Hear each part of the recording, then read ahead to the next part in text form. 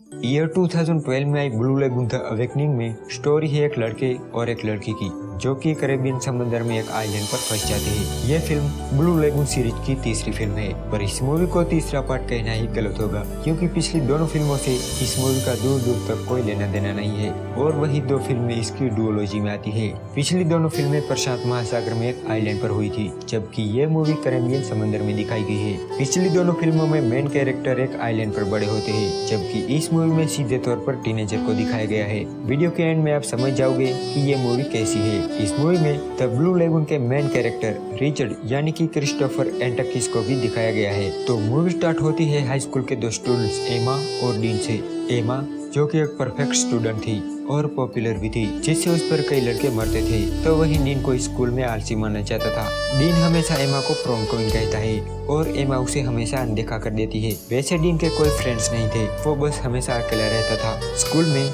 Mister Christiansen एक project जारी करते हैं जिसमें स्टूडेंट्स को कैरेबियन समंदर के आइलैंड पर रह रहे स्थायी लोगों के लिए स्कूल बनाना था और इसलिए उन्हें कैरेबियन आइलैंड पर जाना था। उनकी इस ट्रिप में अभी एक दिन का वक्त लगने वाला था। एक रात एमा की फ्रेंड्स एमा को एक पार्टी में चलने को कहती है जो कि एक बोट पर होने वाली थी। एमा पहले तो मना कर देती है पर बाद में वो मान जाती है। वो सभी रेडी होकर पार्टी में जाते हैं जहां डीन भी था। तभी पुलिस की रेड पड़ती है क्योंकि पुलिस को गांजे और ड्रग्स की खबर मिली थी। इस भगदड़ में एमा पानी में गिर जाती है, जिसे बचाने के लिए डीन भी कूद पड़ता है और वो दोनों पीछे बंधी हुई छोटी बोट में बैठ जाते हैं। अब डीन वो रस्सी काट देता है क्योंकि अगर पुलिस ने किसी को भी ड्रग्स के मामले में अरेस्ट किया तो उनका नाम भी आ जाएगा, इसलिए वो कहता है कि हम इस बोट से चले जाएंगे। पर जब वो देखता है तो बोट में इंजन ही नहीं था और तब तक पुलिस और बोट भी चली गई थी। अब वो दोनों समुद्र में अकेले फंस गए थे और ऊपर से तेज बारिश और तूफान भी आ जाता है। सुबह जब उनकी आँख खुलती है तो वो देखते हैं कि वो समुद्र में बहुत आगे आ चुके हैं, जहाँ नेटवर्क सिग्नल भी नहीं मिल रहा। यहाँ मिस्टर क्रिस्टियन को पता चलता है कि डीन और एमा लापता है। उनके दोस्तों से पूछने पर उन्हें पता चलता है कि वो बोट पर थे, पर उसके बाद वो कहाँ गए वो ये नहीं जानते। यहाँ एमा को एक आइलैंड नजर आता है तो वो अब उस आइलैंड की तरफ जाने लगते हैं। चट्टानों से बचते हुए वो उस आइलैंड पर पहुँचते हैं और राहत की सांस लेते हैं। उसके बाद डीन को बोट में से फ्लेयर गन मिलती है जिसे वो ले लेता है और बोट को वहीं छोड़ के चला जाता है। यहाँ एमा की मॉम और डीन के फादर परेशान हो रहे थे और उन्हें ढूंढने का प्रयास कर रहे थे। डीन और एमा आइलैंड के अंदर जा रहे थे जो कि देखने में बहुत ही सुंदर और हरा भरा था, जहाँ एक जगह उन्हें पीने के लिए साफ पानी मिलता है। वो दोनों पूरा आइलैंड घूमते हैं और उन्हें पता चलता है कि वो बस्ती से बहुत दूर एक सुनसान आइलैंड पर फंस चुके हैं। जब वो वापस बीच पर आते हैं तो वो देखते हैं कि उनकी बोट गायब है। दरअसल समुद्र की लहरों ने उसे तट से समुद्र में खींच लिया था। अब उनके पास यहाँ रात गुजारने के अलावा और कोई रास्ता नहीं था। डीन के पास लाइटर था तो वो आग जलाते हैं। एमा बार बार अपना मोबाइल चेक करती थी कि कब उन्हें सिग्नल मिले और ऐसे ही वो ये रात गुजारते हैं। यहाँ उनके पेरेंट्स एक फ्लाइट पकड़ते हैं और क्रिस्टियन से मिलते हैं और उन्हें जल्दी ढूंढने के लिए दबाव डालते हैं। सुबह होती है और डीन स्विमिंग करने लगता है तो वहीं एमा पानी भरने के लिए जाती है, जहाँ उसे जंगल से कुछ आवाज सुनाई देती है। अब वो दोनों सिर छिपाने के लिए एक टेंट बनाते हैं और इस द्वीप पर मौजूद नारियल और कुछ फ्रूट से पेट भरते हैं। वैसे तो डीन और एमा की स्कूल में कुछ ज्यादा बनती नहीं थी, पर यहाँ हालात के आगे वो अपना सर झुका लेते हैं। अब वो दोनों अच्छे फ्रेंड से कुछ और बन गए थे।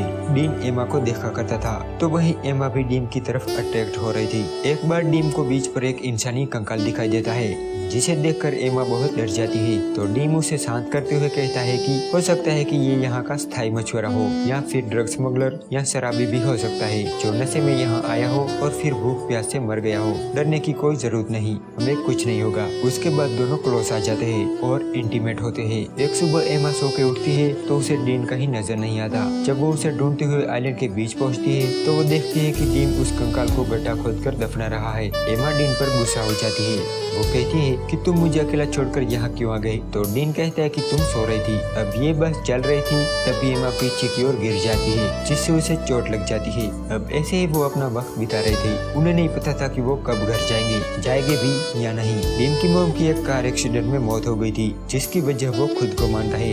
यही वजह थी कि वो हमेशा डिप्रेशन में रहता है, इसलिए उसके कोई दोस्त नहीं है। पर इस आइलैंड पर वो बहुत खुश था। यहाँ डीन और एमा के पेरेंट्स उन्हें ढूंढने की हर कोशिश करते हैं। वो रेस्क्यू टीम को समंदर में भेजते हैं, हेलीकॉप्टर भेजते हैं, मीडिया में न्यूज भी देते हैं और साथ ही वो खुद उन बच्चों के मिसिंग पोस्टर लोगों में बांटते हैं। लेकिन एंड में वो दोनों हार मान लेते हैं और अपने अपने घर चले जाते हैं। यहाँ आइलैंड पर एमा और डीन अपनी रोमांटिक लाइफ जी रहे थे। एक दिन डीन आइलैंड में और आगे जाता है और एमा भी वहीं थी। तभी उन्हें प्लेन की आवाज सुनाई देती है। अब जहाँ वो थे वहाँ बहुत पेड़ थे, इसलिए वो भाग के बीच पर पहुँचते हैं। पर जब तक वो वहाँ पहुँचते हैं वो प्लेन वहाँ से जा चुका था। एमा कहती है कि तुमने फ्लेयर गन क्यों नहीं चलाई। डीन कहता है कि मुझे मिली ही नहीं। जब वो लोग उसे वापस से ढूंढते हैं तो उन्हें पता चलता है कि सिर्फ फ्लेयर गन ही नहीं और भी कई चीजें गायब थी, जैसे कि पानी की बोतल, एमा का सनस्क्रीन और टूथपेस्ट। ये देख के एमा का दिमाग खराब हो जाता है। वो डीन पर गुस्सा हो जाती है और कहती है कि मैं यहाँ एक पल भी रहना नहीं चाहती। अब उन्हें लग रहा था कि वो कभी घर नहीं जा पाएंगे। एक बार डीन को किसी जंगली जानवर के दहाड़ने की आवाज आती है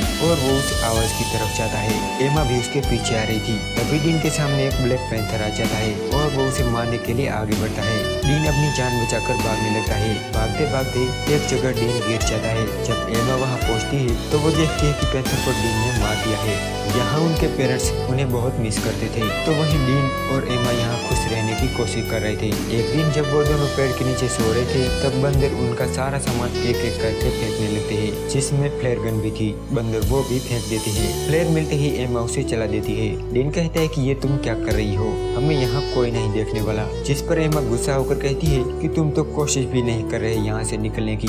मैं यहाँ एक पल भी रुकना नहीं चाहती। हम जो लाइफ जी रहे हैं उसे जीना नहीं बल्कि सरवाइव करना कहते हैं। एक बार उन्हें हेलीकॉप्टर की आवाज सुनाई देती है और वो भागकर बीच पर पहुंचते हैं, जहां वो हेलीकॉप्टर उन्हें देख लेता है और कर ले आता है। उनके मिल जाने से सभी बहुत खुश थे। वो दोनों अपने पेरेंट्स से मिलते हैं और अपने दोस्तों से मिलते हैं। एक रात डीन एमा के घर आता है, जहां बातों बातों में डीन समझ जाता है कि एमा को अब उसमें इंटरेस्ट नहीं है। एमा उसे अगले दिन पार्टी में आने को कहती है। डीन पार्टी में तो जाता है पर अब एमा के पास उसके लिए वक्त ही नहीं था। वो फिर से अपने दोस्तों के साथ घुल मिल गई थी और डीन को इग्नोर ही करती जा रही थी। डीन भी अपनी पुरानी लाइफ जीने लगता है पर अभी भी वो एमा को भूला नहीं था। एक दिन एक पार्टी में एमा देखती है कि डीन उसका बाहर वेट कर रहा है। ये देख के वो बाहर जाती है और उसके गले लग जाती है। उन्होंने पूरे 100 दिन उस आइलैंड पर बिताए थे और यहाँ ये मूवी एंड हो जाती है। अगर मैं इस मूवी की कमियां और गलतियां आपको बताऊं तो उस पर एक पूरी की पूरी वीडियो बन सकती है। ब्लू लेगून सिर्फ प्राकृतिक प्रेम की सुंदरता